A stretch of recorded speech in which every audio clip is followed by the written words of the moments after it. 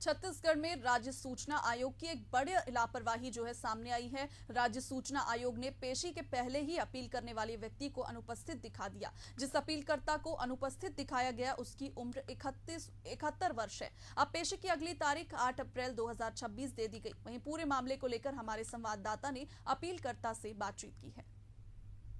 छत्तीसगढ़ के राज्य सूचना आयोग के पास अब भविष्य देखने की भी शक्ति है। ऐसा क्यों कह रहा हूं मैं? ये जो दस्तावेज हैं वो बयां कर रहे हैं कि राज्य सूचना आयोग अब भविष्य देख सकता है। क्यों देख सकता है? क्योंकि एक प्रकरण है जिसकी सुनवाई 8 जनवरी 2025 को होनी है, लेकिन उससे पहले ही जो अपीलार्थी हैं उनको अनुपस्थित बता दिया गया है। क्या है पूरा मामला, हमारे साथ जानने के लिए निगम जी हैं।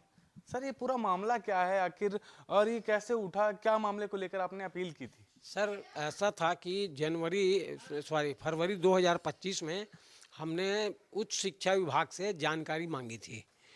15 फरवरी के बाद एक महीने तक उन्होंने कोई जानकारी नहीं दी, तो हमने प्रथम अपील किया।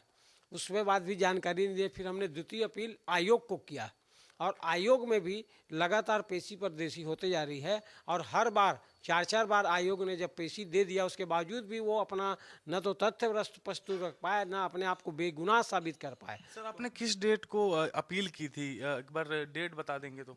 करीब कौन सा सन था वो, और कब ये पूरा हुआ था? ये देखिए, मैं क्या है, सबसे पहले 15 फरवरी को मैंने जानकारी मांगी। प्रथम अपील मैंने 6 मई 2022 को किया। द्वितीय अपील 4 अगस्त 22 को किया।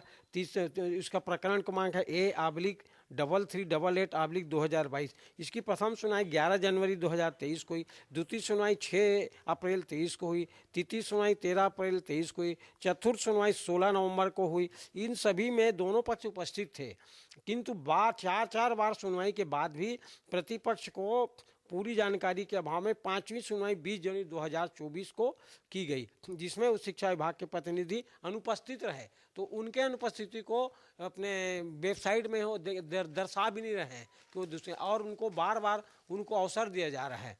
इस संबंध में मैंने 18 जून 2024 के अपने पत्र में आयोग से मैंने निवेदन किया था कि मुझको बार बार आना पड़ रहा है, और मुझको अनावश्यक रूप से हर बार ना लंबा खर्च करना पड़ता है, गाड़ी से आना जाना पड़ता है, और मुझको लगातार आर्थिक नुकसान हो रहा है, और सामने वाले को कुछ भी नहीं हो रहा है क्योंकि उनका दफ्तर आपके दफ्तर के बाजू में है। तो कोई जानकारी कब मिली सर कि ये अगली डेट 2025 है, आप उसमें अनुपस्थित हो गए हैं? वही बता रहा हूँ। उन्होंने जब मुझको कहा कि अब अगले समय आप ऐसा करिएगा कि रायपुर कलेक्टर ऑफिस में जो वीडियो कॉन्फ्रेंसिंग होता है उसमें आप उपस्थित हो जाना, तो उसके लिए जब मेरे एक नोटिस मिली 19 सितंबर का, तो 19 सितंबर को किसी कारणवश मैं मतलब वो जो देखा उसमें कलेक्ट्रेट में आने के लिखा ही नहीं था। तो अचानक जब ये हुआ तो फिर हमारे तब स्वास्थ्य के कारण और कुछ कारण, जरूरी कारण से हम नहीं पहुंच पाए।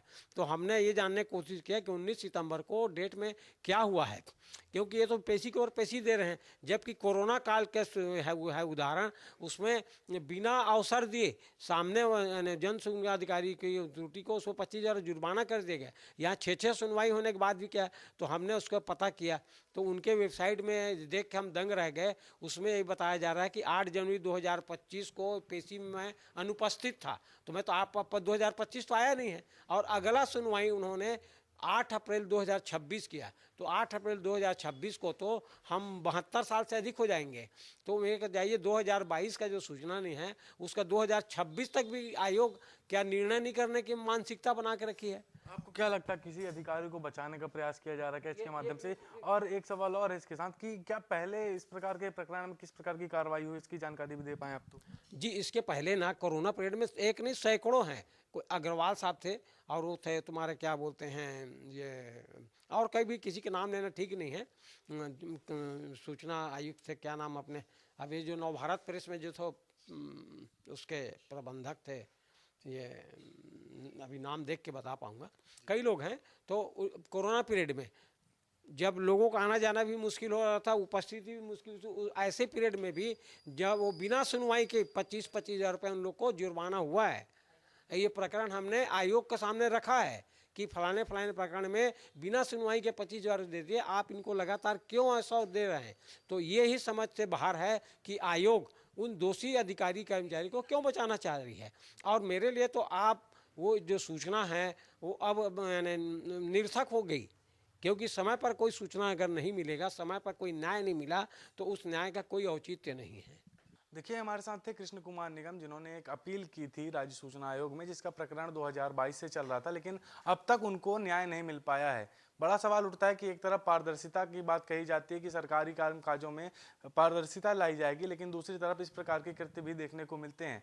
आखिर जो डेट इनको दी गई थी 2025 की, वो तो डेट आई ही नहीं, और उससे पहले ही उसमें ये चढ़ गया कि जो अपीलार्थी हैं वो उस डेट को अनुपस्थित रहे, और अगली जो डेट दी गई है वो भी असुविधाजनक है। 2026 की डेट उनको दी गई है, जब उनकी उम्र करीब 72 साल से ज़्यादा हो जाएगी। तो बड़ा सवाल ये उठता है कि आखिर इनको न्याय कब मिलेगा, और ये अपनी जो अपील इन्होंने की थी उसका जवाब कब तक इनके पास आएगा। कई प्रकरणों में इसमें कार्रवाई भी कर दी गई है, लेकिन ये प्रकरण क्यों अटका हुआ? आखिर पे सोनकर के साथ नितिन मिश्रा, एशियन न्यूज़, रायपुर।